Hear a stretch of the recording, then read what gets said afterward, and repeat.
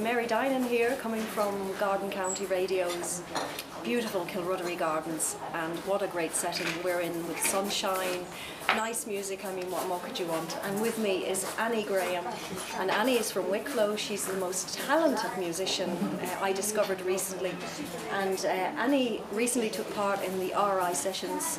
So can you tell me, Annie, what the RI sessions are? Oh, the re-sessions, okay, yeah. Yeah, is it re-session? Yeah, it's and my friend only pointed out to me recently, she's like, re-session, like recession. Okay. So obviously the songwriting competition to help us poor songwriters out. Yeah, so I knew a guy who'd entered it last year, and he won, and I thought, sure, why not give it a go, and I entered it, and yeah, I'm here now. I won it. How many contestants went in for that? Oh gosh, I'm not sure, because it was in rounds, and each particular round there's about 6 or 7 acts, so I guess there must have been maybe 30 odd acts overall. So it was quite a grueling process in that you had to go through so many sessions. You had to go through one stage and another stage. And wasn't it kind of different in that you had to wait to find out whether you got through to the next stage or not? It wasn't instant or anything like that? No, they kind of had to go off, and you didn't find out on the night whether you got through to the next round, and so yeah, it was a little bit nerve-wracking. And what was the kind of prize they had up for that? The top prize was $3,000 recording and video production from Silverwood Studios. Give a shout out there, Gavin Ralston. Very nice. His studio. And then other prizes were, guitars and other recording prizes. So. And you actually won that prize. I know. Which is incredible. I'm still kind of in shock when I think about it. I was saying to you earlier, I've never really won anything, maybe something on a raffle, box of chocolates or whatever. So yeah, it's a lovely feeling. I actually forgot to sing one of the verses of my winning song when I had to go and sing after I'd won, because I was just complete shock. And the song you sang, or the songs you sang, were they original songs that you had written yourself? Yes, yeah. You were judged on your particular original song. You could do covers, but I did all original when I wanted to. Yeah. So how long have you been writing your own songs? Oh gosh, I suppose I've always kind of been creative, I remember I had a memory of being maybe around 7, was it? And tinkering on the piano and, the black keys, and I called it Sunshine Rays or something like that. So I suppose you could say technically that was my first song. And then I would have had tapes full of ideas as a kid, the C90s, but I never completed them because mad mind, kind of very distracted, easily distracted. So I suppose I kind of really started pulling all the ideas together and making something concrete when I was in early 20s, Yeah, a few years ago. Yeah. So it's amazing. And you're using your creative talents, writing talents, in your songwriting. Oh, you mean in terms of lyrics? Yeah,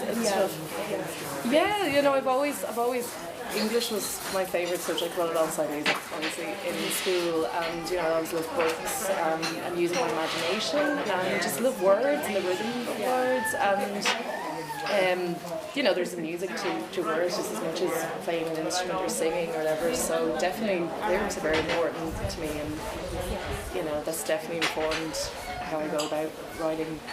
I would imagine that I quite often when I write a song, I'll imagine a landscape, like a story, so it's very visual. And when you write a song, do you write the lyrics first, or do you write the actual tune first, melody? Generally, I would write the melody first and then come up with lyrics after.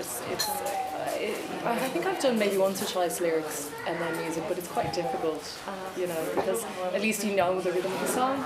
Yeah. If you just have the melody and then you're like, that word works in there, whereas kind of it's a little bit more awkward the other way around. And when you write a song, is it autobiographical almost, or is it about other people, or is it about situations, or what? Where do you get your influences from? It really depends, Mary.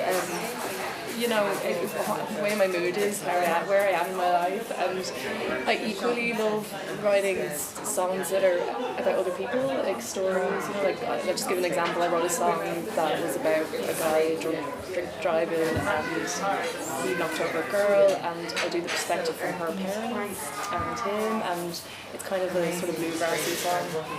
You know, they're full of happy moments, that kind of music.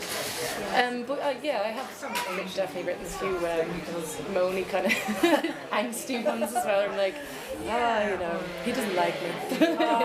He's just not that into me, whatever. But yeah, you know, heartbreak, love, whatever, and happy songs as well. You know, whatever.